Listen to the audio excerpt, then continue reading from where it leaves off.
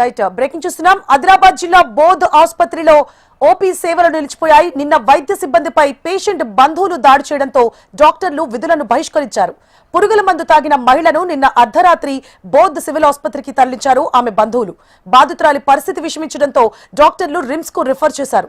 అయితే బాధితురాలికి అక్కడే వైద్యం చేయాలంటూ వైద్య సిబ్బందితో గొడవ పడ్డారు ఆమె బంధువులు. దీంతో రోగి బంధువులు తమపై దాడి చేశారని నిరసనకు దిగారు వైద్య సిబ్బంది. తమకు రక్షణ లేదంటూ విధులను బహిష్కరించారు. దాడి చేసిన వారిపై కఠిన చర్యలు తీసుకోవాలంటూ డిమాండ్ చేస్తున్నారు.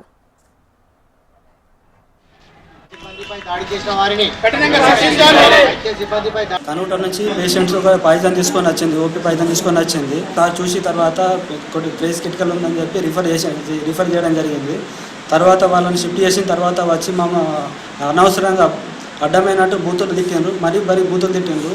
ఒకటేసారి షిఫ్ట్ అయిన తర్వాత పేషెంట్లు వచ్చి భౌతికంగా దాడి, ఇక్కడ మూతి పైన గుద్దిండ్రు, ఇక్కడ ఈ మెడ పైన దాడి చేసి ఛాతీలో గుద్దారు. ముగ్గురు కలిసి ఒకటేసారి మూకుమ్మడిగా మా సిస్టర్స్, సీపర్, నేను ముగ్గురం కలిసి చూస్తున్నాం కలిసి భౌతికంగా మరి ఘోరంగా కొట్టారు. ముగ్గురు కలిసి ఎక్కడ పడితే అక్కడ పిడుగులు గుద్దారు.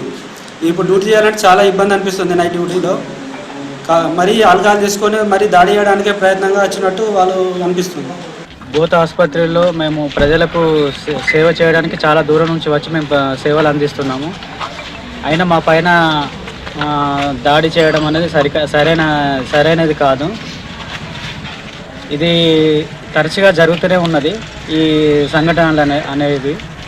ఇంతకుముందు కూడా ఒక పేషెంట్ మద్యం తాగి వచ్చేసి ట్రీట్మెంట్ కోసం వచ్చి ఆ మద్యం మత్తులో మాకు అది ఐవీ స్టాండ్తోని హాస్పిటల్ అంతా ఉరికించి అది చేయడం జరిగింది, గెదమడం జరిగింది.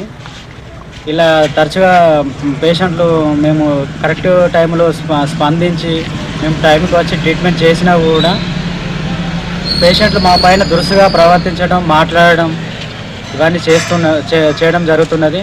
కాబట్టి మాకు ఇటువంటి సంఘటనలు ముందు జరగకుండా ఉండాలంటే మాకు పోలీస్ ప్రొటెక్షన్ లేకుండా మేము వైద్యం చేయడం వీలు పడదు.